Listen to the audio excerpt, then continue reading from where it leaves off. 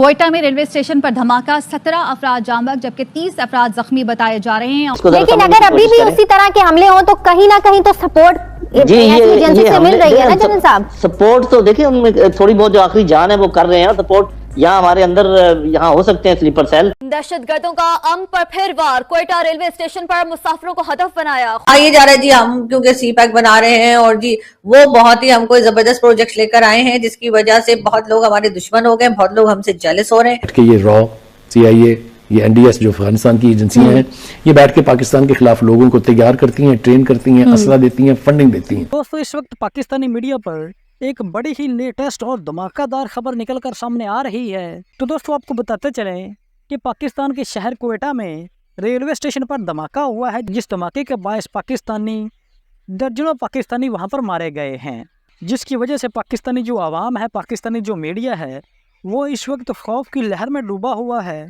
कि पाकिस्तान की ये धमाके, ये दहशतगर्दी पाकिस्तान की जान क्यों नहीं छोड़ रही। आए दिन कहीं ना कहीं पर इस तरह का कोई मसला पेश आ जाता है। तो दोस्तों आइए देखते हैं कि इस वाक़ये को लेकर, इस इंसिडेंट को लेकर पाकिस्तानी मीडिया में क्या बातें हो रही हैं। आइए देखते हैं। होता है इसका तो हमें इल्म नहीं, लेकिन मीनवाइल भारत को फिर अप्रिशिएट करना पड़ता है। मैं क्या करूं, आजकल कुछ ज़्यादा मैं ही अप्रिशिएट शायद करने लगा हूं भारत को।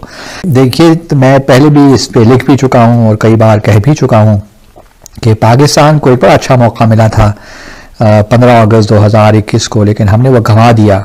हम एक वो नैरेटिव सही बिल्ड नहीं कर पाए जो हमें करना चाहिए था। और उसके बाद हमने देखा किस तरह TTP भी रीएक्टिवेट हुई, किस तरह उन्होंने, अभी भी वो बड़े एक्टिव हैं, पाकिस्तान की आर्म फोर्सेस को भी निशाना बना रहे हैं।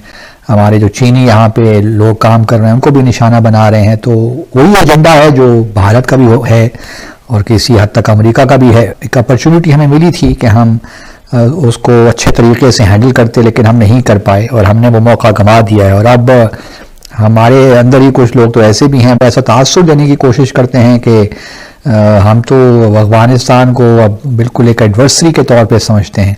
इस दलील असना अगर आप देखिए तो भारत ने अपनी, जहाँ अगस्त में जब ये 15 अगस्त को ये आए तालिबान, तो उस ज़माने में भारत जो उस वक्त UN सिक्योरिटी काउंसिल का मेंबर था, उसके पास उस वक्त उस महीने की प्रेसिडेंसी जो थी वो इंडिया के पास थी। तो उन्होंने उस मौके से फ़ायदा उठाया और 30 अगस्त को एक रेजोल्यूशन वो लेकर आ गए 2593 if I am not wrong. तो उसमें उन्होंने वही बातें की थी जो कि भारत के जो नैरेटिव था, एक नया नैरेटिव आया कि जो इंक्लूसिव गवर्नमेंट हो और ख़वातीन के हकूक़ की बात भी उन्होंने की, लेकिन एक इंटरनेशनल कंसेंसस ये बन गया।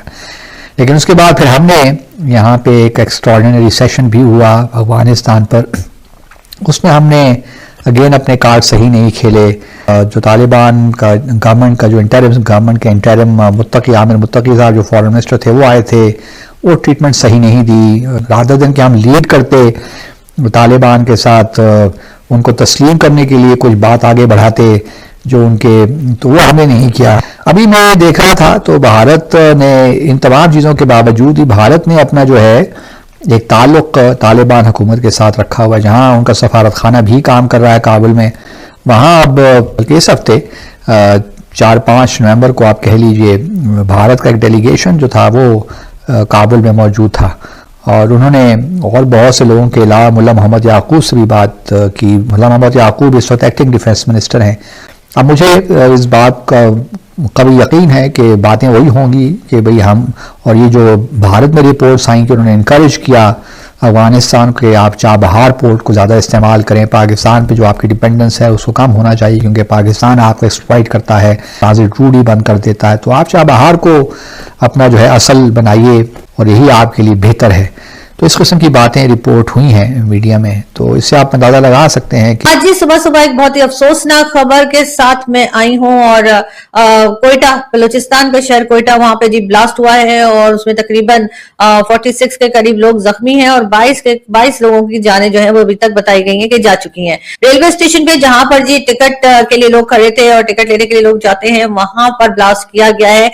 अभी तक जो इन्वेस्टिगेशन हुई है, अभी तक जो खबरें आई हैं जी, ये कोई सुसाइड बॉम्बर था। बहुत अफसोसनाक खबर है और कोयटा बलूचिस्तान में इस किस्म के वाकयात जो हैं वो बढ़ते चले जा रहे हैं। कभी चाइनीज वर्कर्स के ऊपर ब्लास्ट हो रहे हैं और कभी पाकिस्तानी जो है उनके ऊपर भी ब्लास्ट और इस किस्म की किलिंग्स जो है वो बढ़ती चली जा रही है, लेकिन सिक्योरिटी की तरफ कोई ध्यान नहीं दिया जा रहा, या ये कर नहीं पा रहे या ये कर नहीं सकते, ये भी एक बहुत बड़ा सवाल है। कहा यह जा रहा है जी हम क्योंकि सी पैक बना रहे हैं और जी वो बहुत ही हमको जबरदस्त प्रोजेक्ट लेकर आए हैं जिसकी वजह से बहुत लोग हमारे दुश्मन हो गए, बहुत लोग हमसे जेलस हो रहे हैं, तो वो अटैक करना शुरू हो गए। डेफिनेटली इसमें कहीं ना कहीं उन लोगों का रोल जरूर है जो नहीं चाहते कि सीपीसी बने, लेकिन वो क्यों नहीं चाहते, उनकी जमीनों के ऊपर चाइनीज आना शुरू हो गए हैं और उनको ये पसंद नहीं है। ये बात कोई नहीं करता कि जी हम एक तरह से चाइना को पाकिस्तान की काफी हिस्सा जो है मॉर्गेज करते चले जा रहे हैं, और ये बात कई लोगों को पसंद नहीं आ रही। लेकिन क्या सिक्योरिटी फोर्सेस वाले ये बताएंगे कि आखिर ये